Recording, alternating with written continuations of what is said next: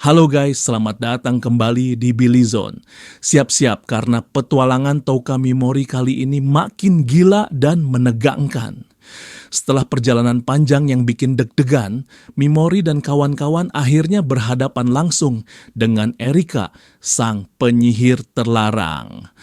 Suasana awalnya tegang banget, tapi Mimori dengan gayanya yang khas langsung to the point minta Erika melindungi Eve dan Liz, dua teman mereka yang lagi jadi buronan kelas kakap. Tapi, jeng, ada satu permintaan lagi yang bikin Erika melongo. Mimori minta diajarin cara baca mantra sihir terlarang. Dan dengerin ini baik-baik, katanya sihir terkutuk ini ada hubungannya sama rencana besar Mimori buat menjatuhkan Dewi Allion. Penasaran kan apa yang bakal terjadi selanjutnya? Yuk langsung kita bedah habis-habisan ceritanya. Tapi sebelum kita terjun lebih dalam, jangan lupa pencet tombol like, share, dan subscribe channel Billy Zone biar kalian nggak ketinggalan update-update seru lainnya. Ngasih frekuensi yang sama, saatnya untuk mengikat janji merangkum indahnya laras rasa nihil ragu biarlah merayu di ruang biru bias kita jadi tak segairah tamu mendayu serta diramu jadikan hanya aku satu-satunya sembara pembagi sembeliku. Cerita dimulai ketika Touka Mimori dan kawan-kawan akhirnya ketemu sama Erika, si penyihir terlarang. Mereka udah nyampe di tempat persembunyian Erika yang terpencil banget. Awalnya mereka agak tegang karena nggak tahu Erika ini bakal bantuin mereka atau nggak. Tapi Erika ini kayaknya tipe orang yang blak-blakan, jadi dia langsung nanya apa tujuan mereka datang. Mimori dengan santainya bilang kalau keributan di luar itu ulah dia dan teman-temannya. Dia juga ngaku kalau mereka nggak tahu banyak soal daerah itu, jadi mereka agak ceroboh. Erika kayaknya agak kaget, tapi dia juga heran kenapa mereka bisa selamat dari serangan monster.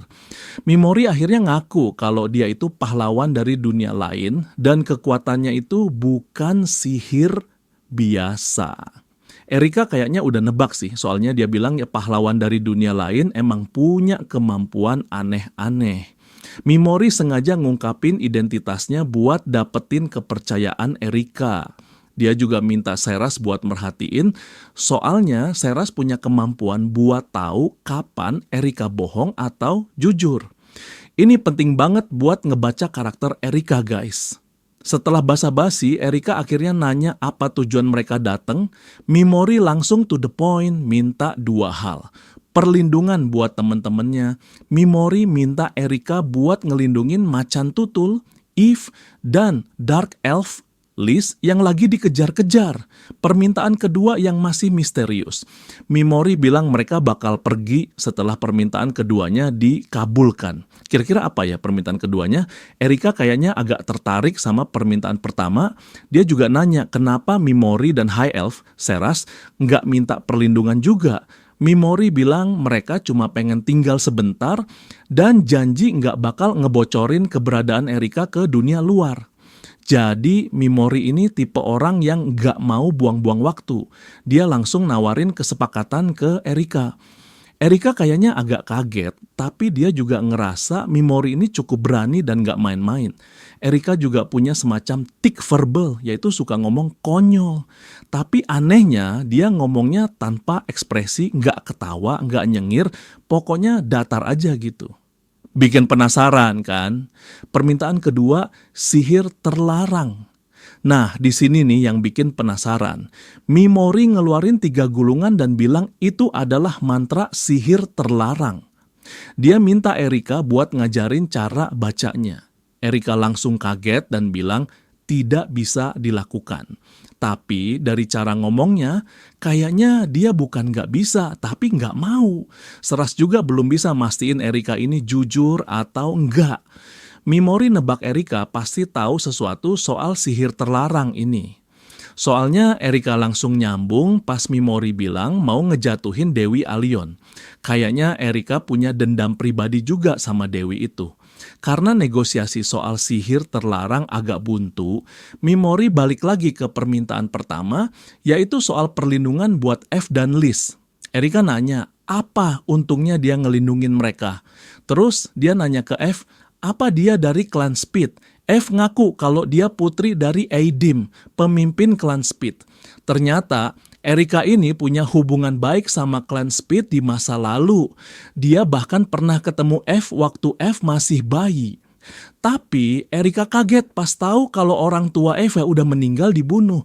F cerita kalau klannya disergap sama anak-anak yang punya kekuatan super.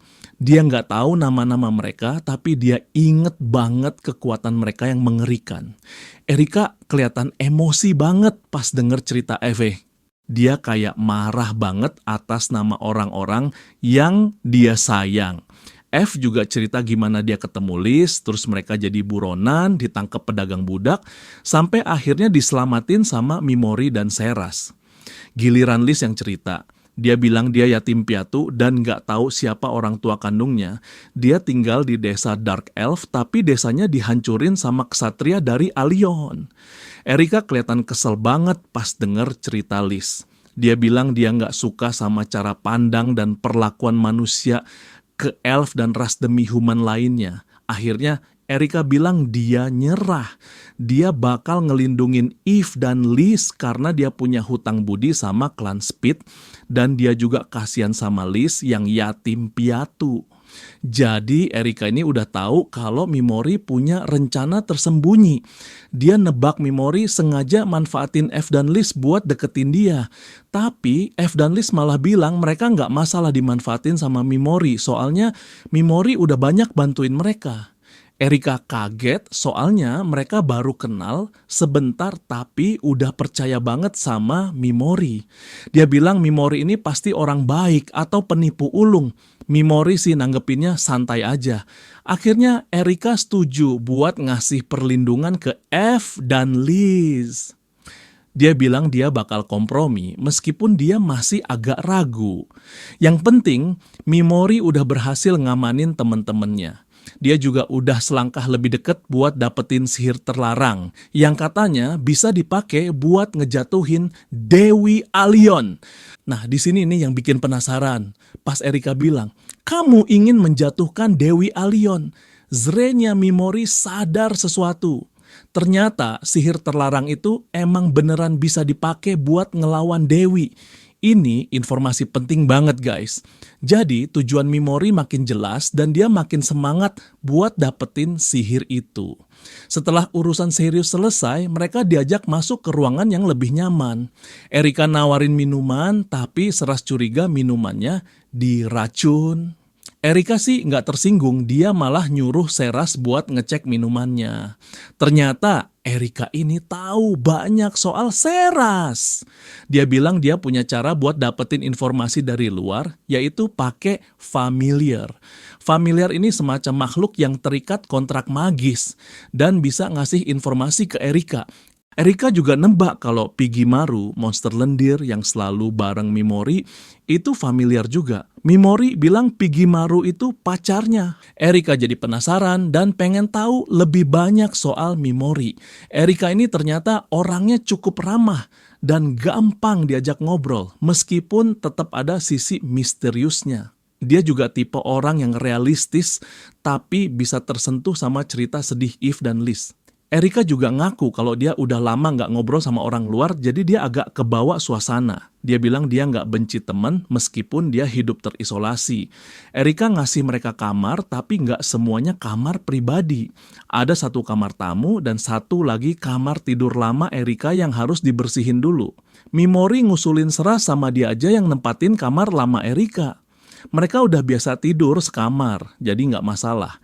Tapi kayaknya Seras agak salting gara-gara kejadian sebelumnya. Hehehehe. Slay dan Pigimaru, monster peliharaan Mimori, juga diajak tidur di kamar mereka. Erika sempet heran, kirain Mimori sama Seras pacaran. Hahaha. Erika juga penasaran sama Slay dan minta izin buat meriksa Slay nanti. Kayaknya Slay ini monster yang langka, bahkan Erika aja nggak tahu jenisnya apa. Mimori nyuruh Seras buat nggak ngomong keras-keras, soalnya dia takut ada yang nguping. Dia bilang mereka bisa percaya Erika, tapi tetap harus hati-hati. Ternyata Seras punya sesuatu yang penting buat diomongin, tapi mereka mutusin buat ngomonginnya nanti aja. Pas lagi ngobrol, tiba-tiba Erika muncul. Ternyata dia dengar pas Seras bilang Erika nggak bermartabat. Tapi Mimori langsung ngeblain Seras, bilang maksudnya Erika itu gampang diajak ngobrol. Seras minta maaf, tapi Erika malah bilang Seras ini terlalu serius.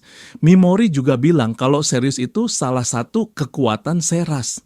Wah, ini sih kode keras buat Seras. Hahaha. Mimori bilang dia masih punya banyak hal buat diomongin sama Erika. Erika juga bilang dia punya hal-hal yang belum dia omongin. Erika juga ngajak Mimori buat manggil dia Erika aja, soalnya Erika itu bukan nama aslinya. Wah, makin banyak misteri nih. Jadi Erika ini ternyata nama samaran. Nama aslinya susah banget diucapin, Ana Orbael. Dia milih nama Erika dari daftar pahlawan masa lalu dari dunia lain. Erika juga bilang dia kadang pakai cara bicara kuno kayak yang dia lakuin sebelumnya. Dia nanya pendapat Seras soal nama Erika, tapi Seras jawabnya aman banget.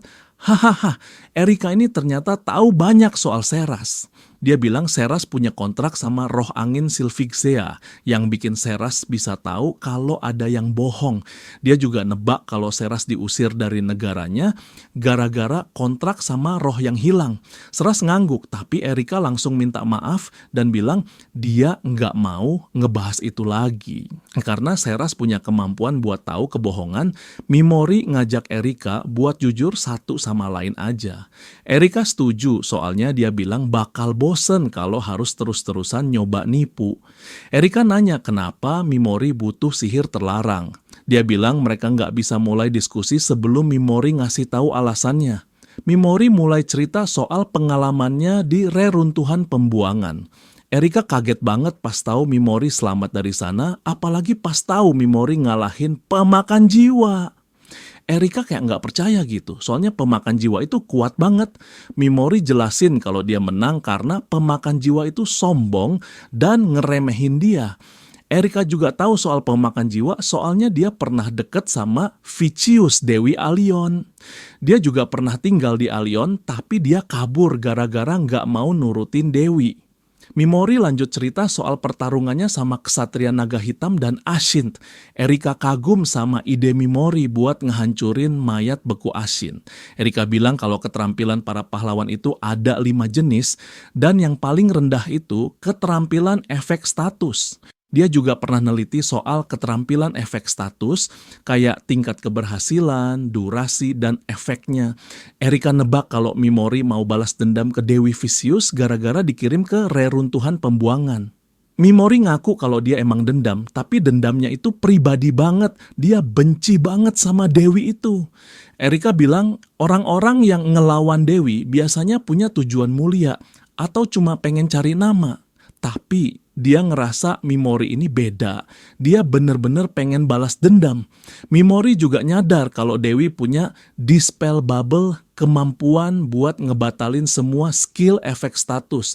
Dia bilang dia nggak bakal bisa ngalahin Dewi kalau nggak nemuin cara buat ngatasin penghalang itu. Makanya dia nyari sihir terlarang. Erika kaget gulungan sihir terlarang itu masih ada, soalnya dia kira Dewi udah musnahin semuanya. Ini bikin Mimori makin yakin kalau sihir terlarang itu kelemahan Dewi. Erika cerita kalau Dewi Vicious itu kuat banget dalam pertempuran. Dia bisa ngebantai monster humanoid sendirian tanpa luka sedikit pun. Ini bikin Mimori mikir, Seras dan F mungkin gak bakal banyak ngebantu dalam pertarungan ngelawan Dewi. Erika juga bilang ada rumor kalau Dewi nyuci otak pemakan jiwa. Ini bikin Mimori penasaran soal asal-usul monster humanoid. Mimori nebak kalau monster humanoid itu hasil transformasi dari monster bermata emas. Dia juga nebak kalau pemicu transformasinya itu adalah makan manusia. Erika setuju sama teori Mimori. Mereka berdua mikir semakin banyak manusia yang dimakan monster, semakin besar kemungkinan monster itu berubah jadi humanoid. Tapi mereka juga sadar kalau jumlah monster bermata emas lebih banyak daripada humanoid. Jadi kemungkinan transformasinya itu kecil. Mimori nanya soal cuci otak yang dilakuin Dewi ke monster humanoid. Erika kaget Mimori bisa nyimpulin itu sendiri. Ternyata Dewi itu ngasih makan manusia yang udah dicuci otaknya ke monster bermata emas. Sampai monsternya berubah jadi pemakan jiwa. Gila, kejam banget. Seras kelihatan jijik banget pas denger cerita ini. Mimori jadi mikir mungkin aja Dewi punya monster lain yang sekuat pemakan jiwa. Hasil dari metode ini. Tapi Erika bilang mungkin pemakan jiwa itu cuma satu-satunya keberhasilan Dewi. Erika ini ternyata jago banget bikin orang ngomong, guys. Dia bilang Mimori itu pinter ngatur percakapan, sampai-sampai Erika yang tadinya mau ngetes Mimori malah jadi kayak dikendaliin. Erika juga ngaku kalau dia sengaja nunjukin pos-pos menggoda pas ngobrol, tapi Mimori nggak kegoda sama sekali. Dia malah curiga soalnya Mimori ini terlalu bisa ngendaliin diri buat anak seumurannya. Erika bilang dia bakal percaya sama Mimori kalau luka di bahu Mimori udah sembuh. Dia juga bilang mungkin aja Dewi Vicious udah ngalahin musuh yang ngerepotin, maksudnya Mimori. Mimori sama Seras ngebahas rencana mereka. Mereka bakal tinggal di rumah Erika sampai luka Mimori sembuh. Tapi mereka juga sadar kalau Erika ini lagi ngetes kepribadian Mimori. Terus Seras ngajak Mimori buat tidur di kasur aja. Soalnya Mimori pasti capek banget.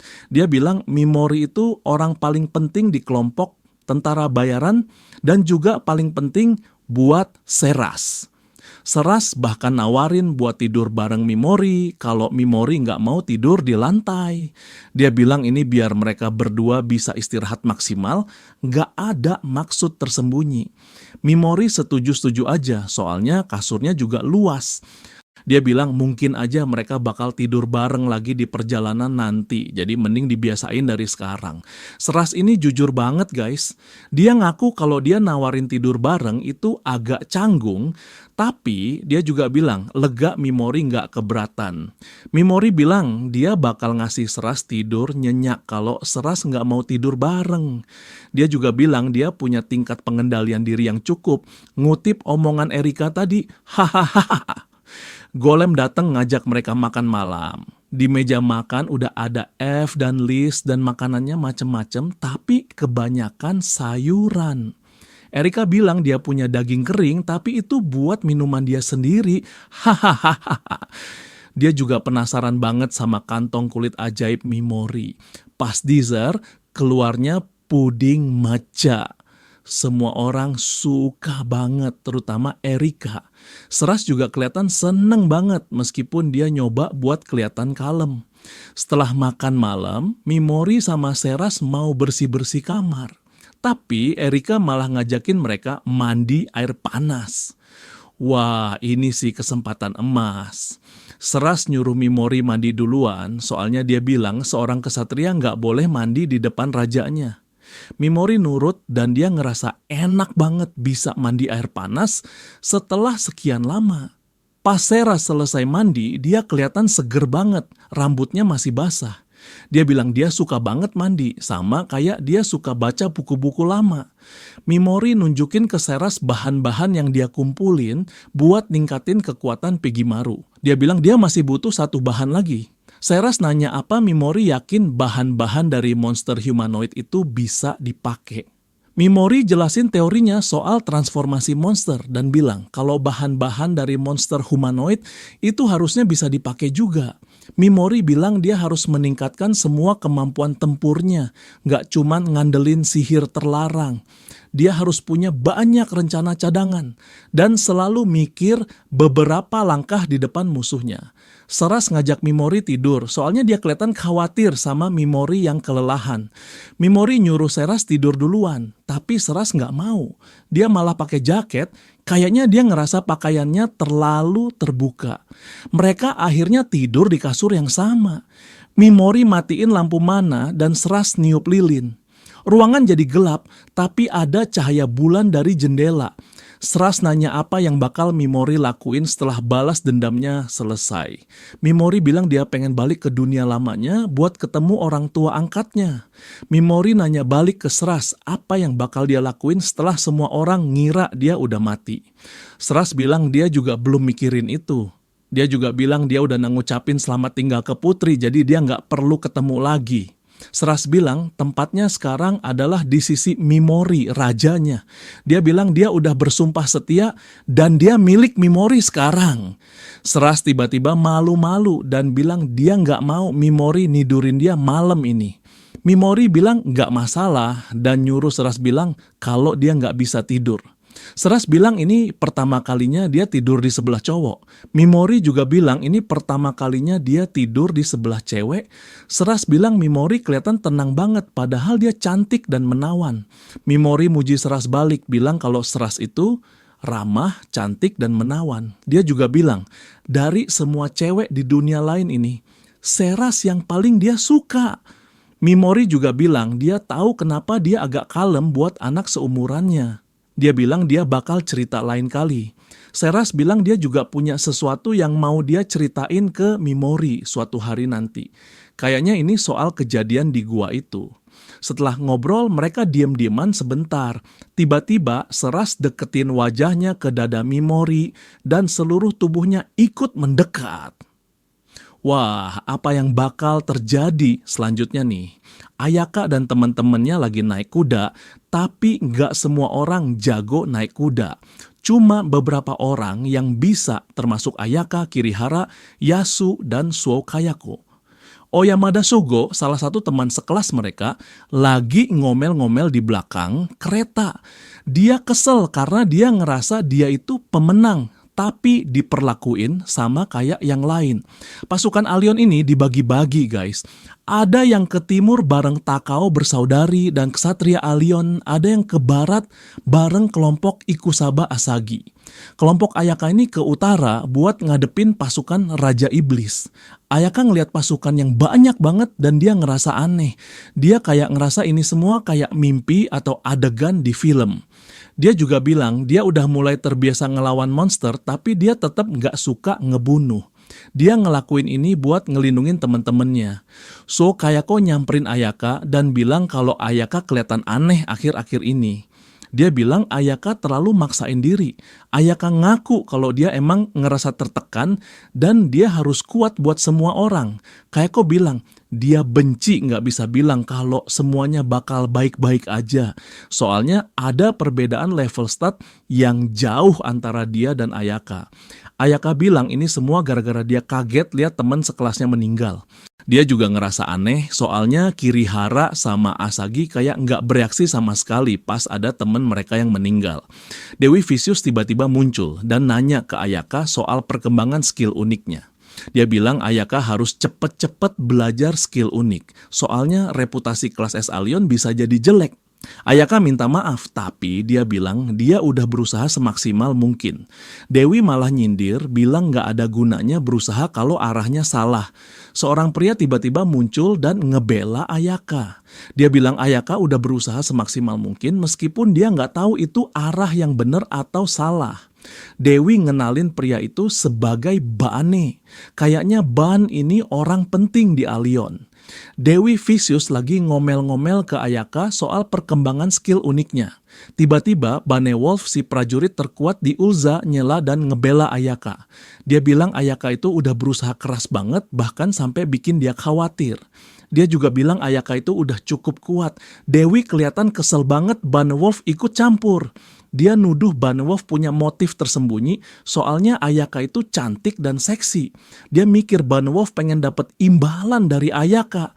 Ayaka kaget banget denger tuduhan itu soalnya dia nggak pernah kepikiran buat godain Bane Wolf. Bane Wolf nanya ke Dewi kenapa dia marah-marah terus. Dia bilang Dewi kelihatan gelisah sejak kerajaan iblis mulai bergerak. Dewi awalnya ngeles tapi akhirnya dia ngaku kalau dia lagi khawatir. Dia minta maaf ke Ayaka dan bilang dia cuma pengen yang terbaik buat Ayaka. Setelah Dewi pergi, Bane Wolf ngasih tahu Ayaka buat nggak usah khawatir soal omelan Dewi. Ayaka nanya kenapa Beowulf mau jadi guru mereka, padahal nggak ada yang lain yang mau. Beowulf bilang dia cuma pengen melindungi jalan hidupnya, tapi dia juga bilang dia cuma bercanda. Dia bilang, semakin kuat Ayaka dan teman-temannya, semakin besar kemungkinan mereka selamat. Beowulf juga ngasih nasihat ke Ayaka, bilang kalau Ayaka harus belajar buat lebih bersandar ke orang lain dan jangan nyimpen semuanya sendiri. Ayaka berterima kasih ke Beowulf, tapi dia juga ngingetin Beowulf buat nggak buang sampah sembarangan. Dia bilang dia dulu dipanggil Demon Sogu pas jadi perwakilan kelas di SMP. Ini bikin Beowulf ketawa dan dia bilang dia jadi tahu gimana Ayaka kalau lagi marah. Ayaka nanya ke Beowulf apa benar Dewi lagi kesal. Beowulf bilang iya, bahkan Agit dari 4 tetua suci bilang Dewi lagi susah dihadepin akhir-akhir ini. Beowulf bilang alasan Dewi marah itu karena jatuhnya kesatria naga hitam. Kesatria naga hitam itu kesatria terkuat di benua, dan Dewi ngandelin mereka banget buat perang ngelawan kerajaan iblis, terutama Chifit Gatlan, si orang terkuat di dunia. Dewi bilang Chifit itu punya kekuatan yang nggak bisa dipahami, bahkan tanpa restu Dewi. Beowulf bilang Dewi itu takut sama sumber segala kejahatan. Tapi yang paling bikin dia takut adalah para pahlawan itu sendiri. Dia bilang beberapa pahlawan di masa lalu pernah ngelawan Dewi setelah kejahatan dikalahin. Jadi Dewi mungkin mau lebih selektif kali ini. Maksudnya mungkin aja dia mau nyingkirin beberapa pahlawan. Tapi terlalu bahaya buat Dewi ngurangin jumlah pahlawan sebelum kerajaan iblis dikalahin. Soalnya mereka nggak tahu seberapa kuat musuh kali ini. Ayaka nyadar kalau Chifit masih hidup, mungkin Dewi bakal lebih berani ngurangin jumlah pahlawan. Oke guys, cerita dari sisi Sogo, Ayaka makin seru dan penuh kejutan. Ternyata ada pihak lain yang mungkin jadi ancaman buat para pahlawan selain Dewi Vicious dan Raja Iblis. Siapakah mereka? Beowulf ngasih tahu Ayaka kalau Dewi Vicious mungkin udah ngerencanain buat nyingkirin beberapa pahlawan yang nggak dia butuhin. Ini bikin Ayaka merinding soalnya dia ngerasa dia salah satu yang nggak dianggap penting sama Dewi. Dia jadi mikir mungkin aja dia bakal dibuang kayak Mimori. Tapi karena Chifit mati, Dewi jadi butuh semua pahlawan mau nggak mau. Beowulf juga bilang, kalau Chifit masih hidup, mungkin aja dia yang bakal disuruh Dewi buat ngebunuh para pahlawan setelah mereka jadi terlalu kuat. Beowulf nyebutin nama Ashin, kelompok pengguna sihir terkutuk yang ngalahin kesatria naga hitam. Dia bilang gak ada yang tahu kemana Ashin pergi setelah itu. Dia bilang Dewi Vicious pasti ngerasa ada banyak urusan yang belum selesai di Ulza. Dia udah ngandelin Chifit, tapi Chifit malah kalah sama kutukan aneh. Terus orang yang ngasih kutukan itu malah ngilang. Ini pasti bikin Dewi kesel banget. Beowulf bilang mungkin Ashin secara nggak langsung udah nyelamatin nyawa beberapa pahlawan. Ayaka jadi penasaran banget sama Ashin dan kekuatan mengerikan apa yang mereka punya. Beowulf bilang Dewi Vicious itu suka ngendaliin semuanya. Jadi keberadaan Ashin yang nggak bisa dia kendaliin pasti bikin dia khawatir dan ini mungkin ngaruh ke rencananya buat para pahlawan. Setelah Beowulf pergi, Dewi Vicious datang lagi dan nyindir Ayaka soal godain cowok. Dia bilang Ayaka harus fokus belajar skill unik juga. Tiba-tiba ada kurir datang bawa pesan dari Dewi lewat merpati perang ajaib. Pesannya soal kemenangan pasukan di timur berkat bantuan Takao bersaudari, terutama Hijiri Takao.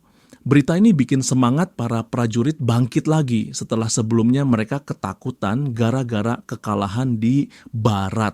Dewi Vicious bilang, hal terpenting dalam pertempuran itu moral pasukan.